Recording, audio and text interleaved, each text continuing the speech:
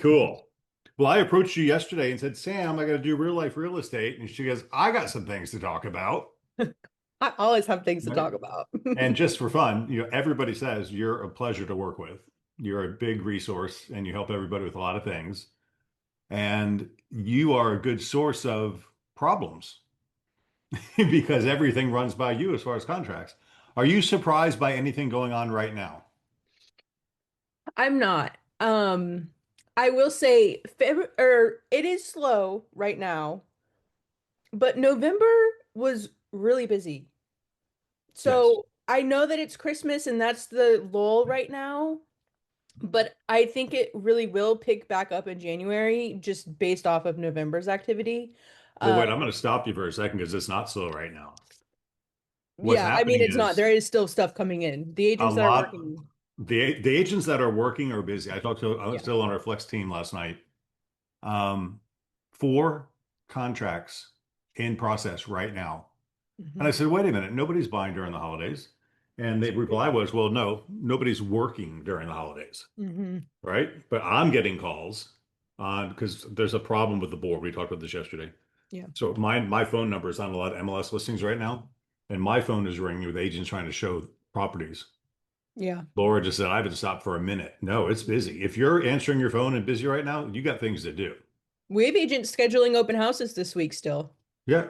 And we've got also lots of deals on the hot sheet. We've had double-digit days in the last Yeah. week. This week's going to be a little weird because, today's Monday, Tuesday, then Christmas Eve, Christmas Day, the day Traveling. after Christmas. So I expect that to be, enjoy your break because you're not going to have a whole lot of time. But in the meantime, guys, if you answer your phone, there's work going on out there. But that's not what we're here to talk about today.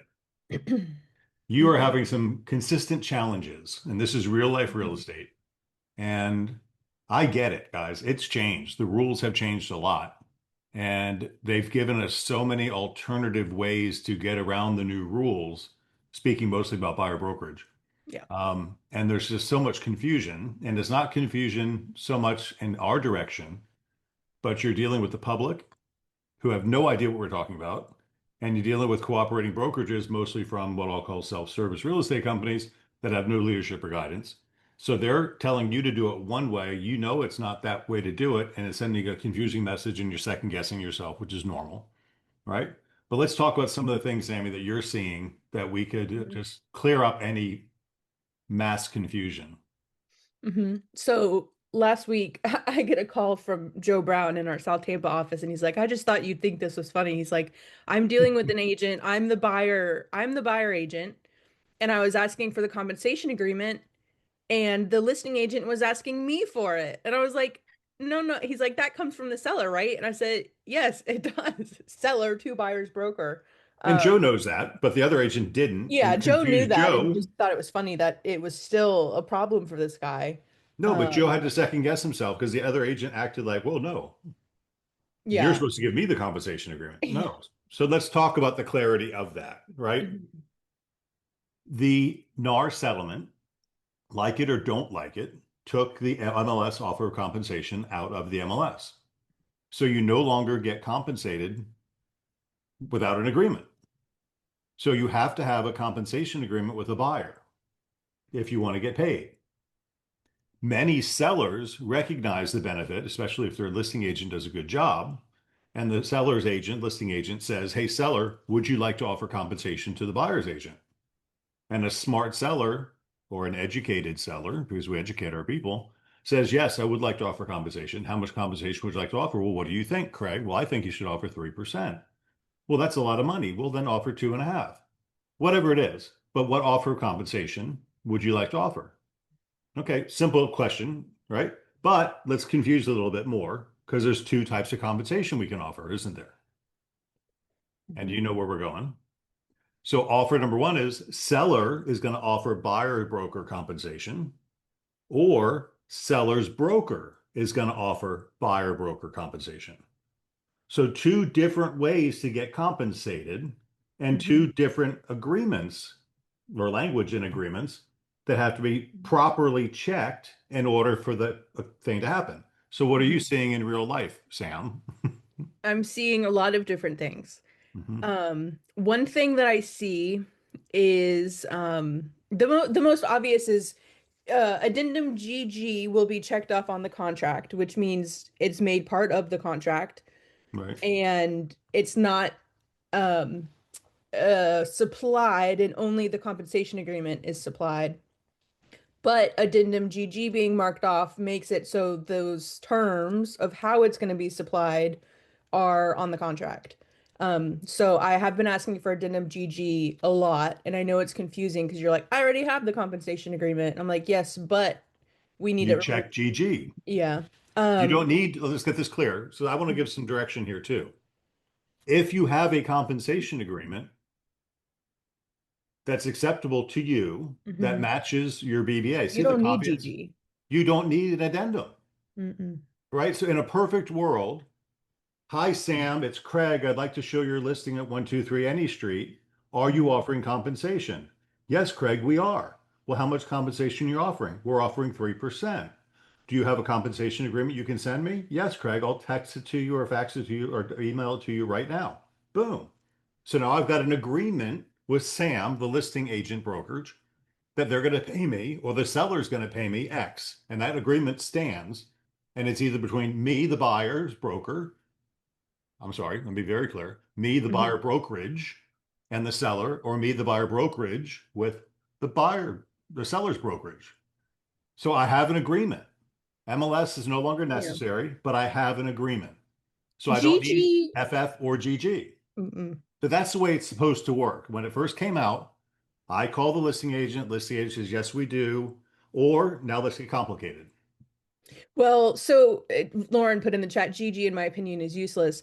And it is in a way, but it's also not because it stipulates the terms of that compensation agreement being provided. So if the other agent is not really cooperating with you, not really helpful, not really answering your question if there's compensation, by attaching GG, you're mandating that that compensation agreement will be provided. So it really depends on the deal. It depends how comfortable you are with the other agent. Um, and then the No, no, contract, no, no, yeah. no, no, no, no, no. It doesn't matter how comfortable you feel with anything. Well, What matters sure. is what's in writing. Yeah, Now, if the other agent is competent, they should provide you something in writing. with it In the already. absence of them being competent, then you're going to get nothing in writing, in which you need to protect yourself by putting an agreement in writing because you have no offer of compensation. I'm going to answer some chats along the way. Hmm. Yeah, Um, the contract would be contingent then against the compensation agreement. That's Cheryl typed in, if you're helping a client find a rental, do we need to fill out a BBA? you don't Only need if you to, want to be paid. but it's a good idea too. Yeah. It's not a good, you don't get paid. The MLS has no offer of compensation any longer. So you need an offer of compensation if you want to get paid. You can hope to the wind. Maybe they'll be nice and send me money, but there's no obligation for you to be compensated. That's the Because there big is thing. also a compensation agreement from tenant or landlord or like the landlord's brokerage to tenant broker. Yeah. So there is a compensation agreement for rentals as well that I really recommend getting signed to. I don't see it a lot, but that is out there.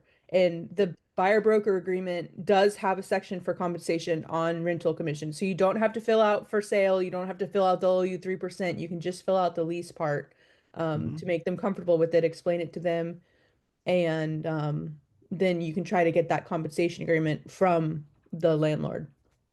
Yeah. So you're my youngest daughter, so I'll be nice here, but excuse my language. The greater whore theory comes in, right? And that's when you say, yes, I'll help you find a rental, but I want 1 month's rent for doing it. Yeah. And I'm going to ask the landlord to provide that. And then the Mhm. greater whore theory kicks in. Well, I'll do it for $500, or I'll do it for $200, or I'll do it for $100, or I'll do it for a Starbucks coffee and a cheeseburger, Mhm. whatever it is. But you're not offered compensation. So you have to offer compensation.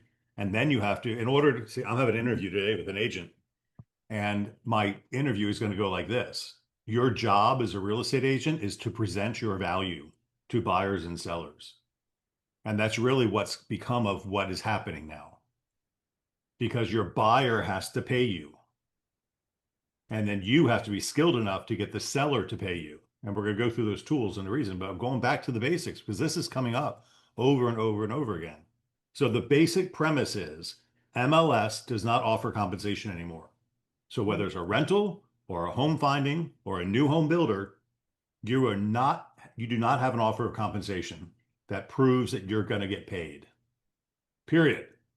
So if you're going to be in this business and you want to get paid, you have to have an agreement with your consumer, whoever that consumer is, the seller or the buyer. The seller side, it's easy. The sellers are used to paying commissions. Buyers are not.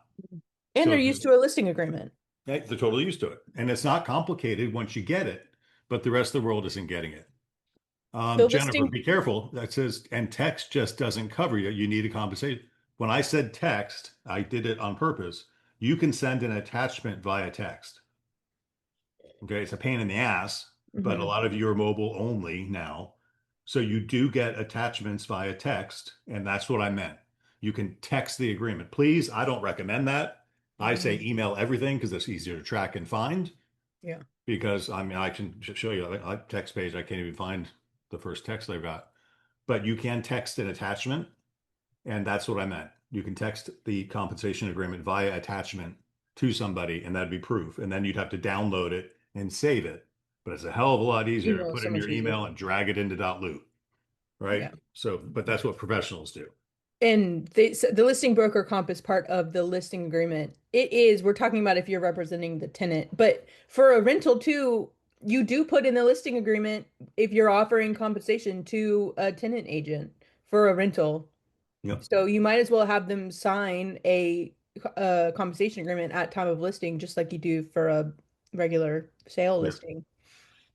I Yeah, don't see that Jennifer, done often correct. either. No, if the agent texts you, yes, we're offering 3%.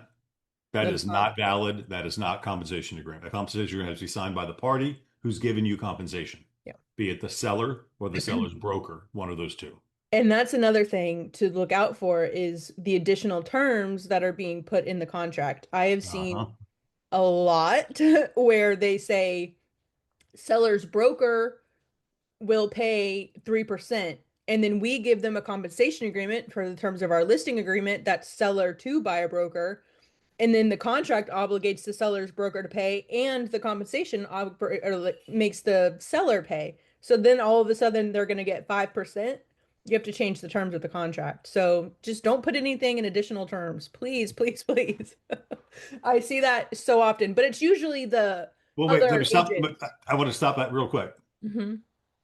When you say don't put anything into additional terms, it precludes Regarding that we're the compensation. ones writing it. Yeah, I we're want to not. add to that. Don't allow Yeah. anything in your offer to be in additional terms. Use Hmm. the addenda that are provided if you don't have a compensation agreement provided, Yeah. right? Because it's not only us making the offers, it's us receiving the offers with garbage in them and we're Hmm. accepting them. And that's creating a major conflict in what's happening in real life real estate, Yeah. right? So if our compensation agreement says seller to pay buyer's broker, and they put something in additional terms that says seller's going to pay, Broker. Yeah. now we've got an agreement where the buyer broker is going to, seller's broker is going to pay the buyer broker, and the seller is going to pay the buyer broker. Mhm. That's whoa, And the contract is between the seller and buyer. So leave the brokerage out of it, correct. right? The Yeah. only place for the broker is in the compensation agreement that if, in fact, the seller's broker is paying the buyer's broker. Now, that is the seller. So you got to be really careful on the parties to the contract. Who's doing this? Who's doing what to who? Mhm. All right. What else are you saying? Um, what else am I seeing? That's a good question. There's always so many little nuances that it doesn't always apply to people, but I'd say also make sure you're not checking off GG and FF, um, because FF is a credit addendum. So it is crediting the buyer for the compensation. So the language matters there a little bit. And I will say the other thing is make sure that if you're two scenarios with the amount on the buyer broker agreement, you get the buyer broker agreement signed at 3% to cover yourself. And then you go under contract and they're only offering 2%, 2.5%, and you don't want to charge your buyer that extra. You have to modify the BBA from the 3%, or else your buyer will be on the hook for the extra um, difference. The other thing is if you set your buyer broker agreement at 2.5 and then you get a compensation agreement for 3%, again, you have to modify your compensate or your buyer broker agreement to allow you to collect that full 3%. Title companies are not all created equally, and that has slipped through the cracks before. But I'm gonna still ask to get our paperwork up to date if it closes that way because we need as a brokerage record that we were allowed to collect the 3% and not just 2.5.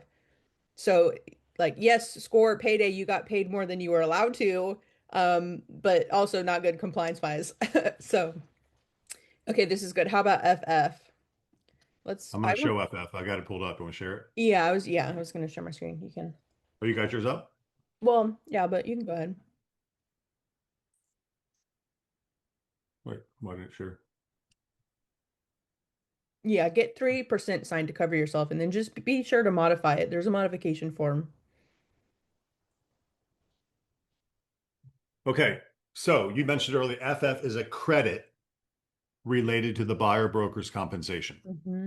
Okay, that one heading has two assumptions in it. One, you're going to get a credit.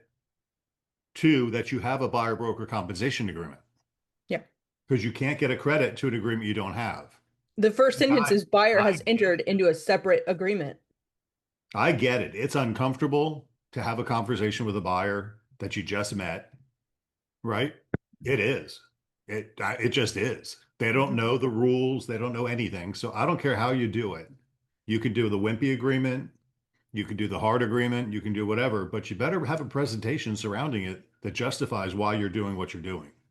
And if you want to take time, we can look at it today. The buyer broker presentation, the buyer process that Beggins Enterprises teaches is pretty damn good, right? And it leads up to, right? The natural end to a good presentation is a signed contract. And that's why we do presentations to get signed contracts. So buyer has entered into a separate agreement as may be amended, exactly what you just said, called a buyer Hmm. broker agreement, which is not incorporated into this contract. Mm-mm. Okay, really plain English there, right? Buyer has a separate agreement and it's not a part of this contract because this is an addendum to a purchase and sale contract between a buyer and a seller. I'm being really careful with my words. I want you to pay attention to the words that I'm using. Contracts between buyer and seller. Brokerage agreement between brokerage and consumer. They do not cross. At closing, seller agrees to credit the buyer the sum, plural, described below, for which disclosure purposes only the parties agree is related to buyer's obligation under the buyer broker agreement to pay all or a portion of buyer's broker's compensation. Okay, so let's break that down into simple English. And another thing is it's seller agrees to credit buyer. So if your listing agreement is seller's broker to buyer's broker, if we're collecting 5%, 6% and distributing half of that to the buyer agent, you cannot use this. But Right, most of the times our listing agreement are seller to buyer is the seller paying it separately. I just wanted to mention that. right. Okay, so at closing, seller agrees to credit the buyer how much? A percent of the purchase price, a dollar amount, or a percent of the purchase price plus a dollar amount? Guys, I'm sorry, but we do charge a transaction fee, and we expect you to charge that transaction fee to the consumer. So if your buyer broker agreement says you're going to charge 3% plus $325, then you put in 3% plus $325 because that's what we're asking for. And that's what your buyer broker agreement calls for. So you have three options there, and you must choose the right one. If you arbitrarily decide you're not going to charge a transaction fee, we're going to take it from you. This company is built on expenses and we need that revenue. That's over $1 million a year with the amount of transactions that we do. If we don't collect transaction fees, we can't provide the services that we provide. So we're going to start sticking it back to you. You'd have to charge the transaction fee or we're going to take it out of your commission. And that's not unfair because of the services we provide. So box three is what I'd be checking here. Boom, it's not going to check it's not active file. Boom, Mhm. 3% of the purchase price plus $325. right? Because that's what your buyer broker, if and because that's what your buyer broker agreement should be saying, right? Because you can't collect more than your BBA says. Your BBA is the controlling document. All this does is says, hey, contract, there's a BBA out there and I want you to pay it for me. This is a good point. Will you pull up the compensation agreement next? Because this is another thing that just happened and it was a mess. And just quick to Patty's point, there is I put the link for the NAR consumer guide because it is a good resource. You brought it up, and there are forms in there that are Spanish forms, and they can be explained, but you still have to get the English forms signed. So the Spanish forms made available by NAR are a great resource, but the English forms still need to be signed. Go up Okay, one. remember this. NAR is the National Association of Realtors. It covers the United States of America. Mhm. FAR is the Florida Association of Realtors. We're licensed to do business in Florida, so we have to use Florida forms. Mhm. NAR provides guidance to the Yeah. states, but the states provide the forms because we're doing business in that state, and that's the only state we're licensed to do business in. So you Mhm. can't use NAR guidance as Florida rules unless they agree with each other. Mhm. So what do you want me to But pull the up? forms are helpful. The Spanish forms are helpful. They are very helpful. Go up one. You were right on it. This one? Nope. No, go one more. Yeah, that's the actual form. Okay. So, talking about the transaction fee, we used to charge an MLS fee where we put an MLS 325 or 425 or It's whatever the fee 425. was. Now, this happened to us the other day where we were on the buy side and the agent filled in 3% of the gross purchase price plus 325. That means the seller will be crediting the buyer broker 3% plus 325. Which is fine as long as the buyer Well, compensation. no, because the seller's broker meant to credit or meant to debit us the 325. They wanted to collect the 325 from us as an Oh, MLS gotcha. fee. Yeah, as an MLS fee. They were aiming to deduct that 325. They didn't. They just compensated us more. Yes, and they didn't realize I knew that that was their intention because that happens all the time. But they got to title and the agent was sending me the HUD and the closings because the title company was debiting our agent that amount. And our agent was like, no, no, I have this that says you're going to pay me that. That should not be coming out from my payment. Good. And it I'm was glad they like, checked our documents. well, title companies aren't created equal. Our agent did her diligence and was checking the payment. No, that's what I said. I'm glad our agent checked the paperwork Yeah, because that yeah, is your job, especially now. You yeah, can't rely on MLS. Remember procuring cause? yeah. We don't have that anymore Mm-mm, because there's no offer of compensation MLS. There's no mm-mm. promise. You have to be compensated by your party that you represent, which means you And need an agreement. I've also seen here other agents. Thankfully, it's not been one of ours yet, but one of the in this field, they put the full purchase amount, which is beside me how this people sign it, but they do. And we've gotten paperwork before that compensates us the full purchase price. So, if we really wanted to be gross about it, we could, I'm sure. Um, so just make sure what they're putting in there, make sure that they understand it at the end of the day. I know that's not your job, but if you want a clean closing, it really will go a long way because, yeah, that other agent was fighting and was like, no, it's like I'm collecting that from your 2%. I'm taking 325 off of it. And we're like, it says plus, you're compensating us 3% plus. You didn't do the paperwork correctly. It's kind of like not checking refrigerators and expecting them to get two. The buyer expects two refrigerators, they only get one. You're buying the refrigerator. Mm. You screwed it up. You're paying the fee, Yeah. right?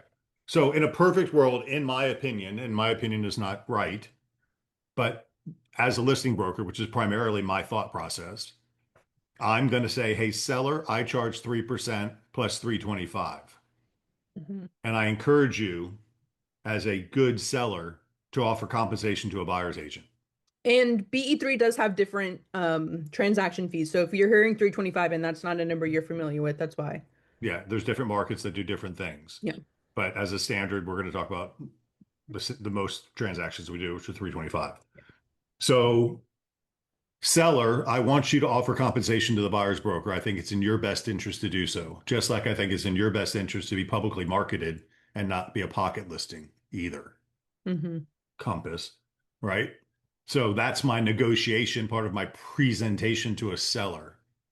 And then when the seller agrees with me because my presentation was so strong and they see the benefit of offering compensation to a buyer's broker, I'm going to say, seller, I want you to fill out this form, right? And another thing is, will you open the listing agreement? Because a lot of the times what I see is on the listing agreement in the section 10 for buyer broker compensation, one you're right on it. Wait, go back up. It's at the top of the screen. Yeah. Now, notice I'm picking exclusive right to sale listing agreement transaction broker, Hmm. all right? Because there's also a single agent, there's also a non-rep. So be careful what forms you're picking. It's on page 3.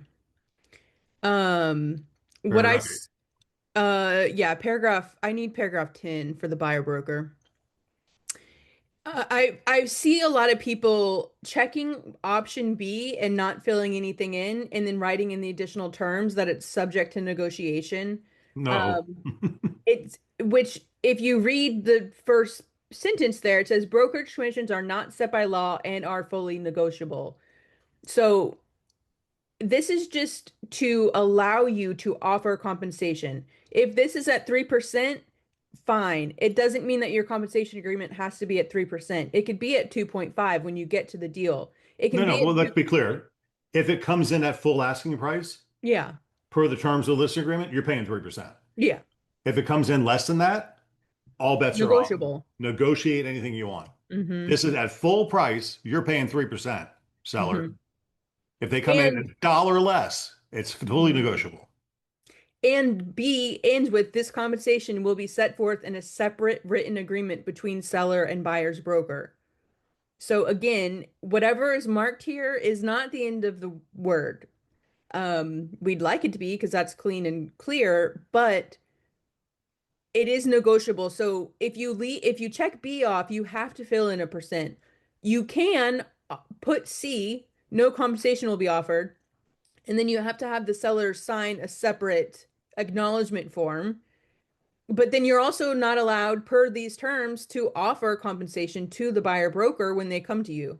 Nope. So it's really best to just check B, tell them that it's fully negotiable, which the paragraph 10 starts off with saying it's fully negotiable. You don't need to write that in. It is fully negotiable. Check B off. Don't limit yourself. Don't box yourself in.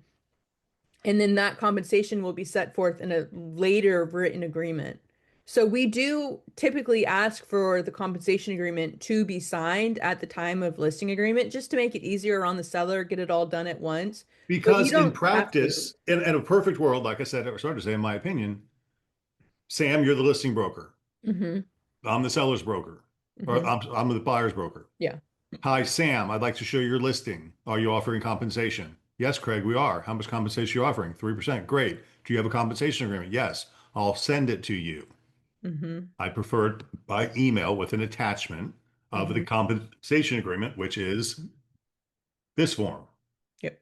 Seller to buyer's broker if B is checked. Hmm.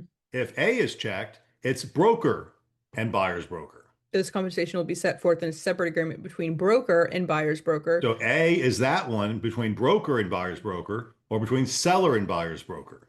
And also note in section A, it says this amount will be paid from broker to buyer's broker from the compensation agreed to in paragraph 8. Then paragraph 8, if you're going to check B or A, Hmm. okay, here's what I did on my listing in Hammock Bay. I checked, I got a 5% commission. Hmm. And I, the broker, am paying the buyer's broker 2.5%. So Hmm. I checked A, Hmm. right? And Because filled in 2.5 there. I don't want the other brokers to worry about getting paid Yeah. because I'm a good listing broker and I want to provide compensation. Now that Well, buyer's and you're doing broker, a mass project, so it's a little different. yeah, well, yes, but that's really not. But the buyer's broker better damn well have a commission agreement that authorizes them to collect 2.5% Yeah. on this $2 million purchase, or they're not going to get 2.5%, Hmm. right? But my seller's paying me five, and I hope they don't. I hope they have a 1% BBA because then I get four, Hmm. right? And it's hard to go to a buyer for 2 million bucks. Say, by the way, I want you to pay me 3%. That's 120 grand or 80, what is it, $60,000 for a $2 Hmm. million house. But understand that's the mission for today. Listing agreement between, and this has always been part of Beckins University, listing Hmm. agreement between the seller and the listing broker. Purchase and sale contract between seller and buyer. Buyer broker agreement between the buyer and the buyer's broker. Three contracts, three different parties. Then you get to compensation agreements, which is up in the air because either seller pays buyer broker or seller's broker pays buyer broker, Hmm. right? I know I'm confusing you with all these terms, but I'm doing it on purpose, right? Because you have to think through. And then these offers come in and we're looking at what do we look at on the contract? The price. Hmm. You got it's way more complicated than that now. And that's why you're more valuable now than you ever have been before, and why you need to stand up for your fees that you're charging. So, Sammy, I think Hmm. you're an incredibly valuable resource. And I know Thank you you. see lots of stuff, and the agents really do appreciate you catching, and you're not catching them, you're helping them, Mhm. right? Because nobody wants to make mistakes, but we're having lots of mistakes being made. And honestly, it really is the terms and paperwork supplied by Cobra Oaks. Correct. Yeah, yeah. I So, really will give us credit in that our agents, the stuff you guys send in usually is not the problem. And I recognize that. Yeah, I recognize that it's a lot of the times the co-brokes are kind of confusing. and at the same time, you got to be compassionate because those poor, unfortunate souls on the other side that you're dealing with don't know, right? Hmm. And they're going to bamboozle you, they're going to question you, Yeah. and you're going to doubt yourself, but you're doing it right. And if not, we got your back and we'll help you figure it out. But please, please, please do your best to get compensation agreements and treat it the way it's intended to be. In the event that they don't, that's fine. Use FF or GG, but And only it does use get convoluted. It is confusing. it is. It's totally different. Sam's the best. She helps me so much. Thank you, Sam, for keeping me out of trouble. Hmm. And if you have questions before you sign anything, feel free to ask. Feel free to get a set of eyes on it. If you see additional terms in the contract or they're sneaking something in, ask something about, just like ask. Don't just sign it. Yeah. Okay, we're going to run over a couple minutes here, but Jennifer typed in, let's also talk about paragraph 7A. Closing is not a prerequisite for broker's fee being earned. That Mhm. is so true. Our commission is earned at the time of contract, not at the time of closing. We agree to get paid at closing, but our commission is earned at time of sale, right? And that applies to the buyer's broker agreement too. If the buyer signs a contract with us, our commission was earned. Okay. And this is really shitty, but it is the way it is. It is earned. Now, if the buyer doesn't want to pay us, we have to sue them, likely, or arbitrate to get an answer, and they're going to lose. But it's going to take time and money to get there. And reputation's on the line. So we have to think about it. Yes, if the buyer defaults contractually, they still owe a buyer broker's fee. And there are pros and cons to that, which is why I'm going to go back to again, we need to clarify and be specific when we're telling a buyer what they're signing. If you buy a house in Hernando County between three and $500,000 between this period of time and this period of time, I'm due a commission. That's what this agreement says. Mhm. So don't go dancing around with other partners because you're on the hook with me. I'm committed to you, you're committed to me. And those pretty much words have to be said. Perfect. Okay, Sammy, I think we accomplished what we wanted to accomplish today. Okay, Mhm. guys, we're gonna have one more meeting tomorrow. I'm not going to be there. I've got prior engagements, but that's going to be it. Then it's Christmas Eve, we're closed. Christmas Day, we're closed. Friday, we're going to give you off, and we're all going to take a break between Christmas and New Year's. But of course, we're always available. I was talking to my friends this morning on my walk, and they said, "Oh, look at you! You get a week off." I said, "No, I'm on call, and I'm on call, and we're all on call if you need us. So just know that. But enjoy your time. Merry Christmas to all, and to all a good night." No, it's too early for that. Yeah, Cool. wait, it's 9 a.m. Thank you, everybody. Happy Monday.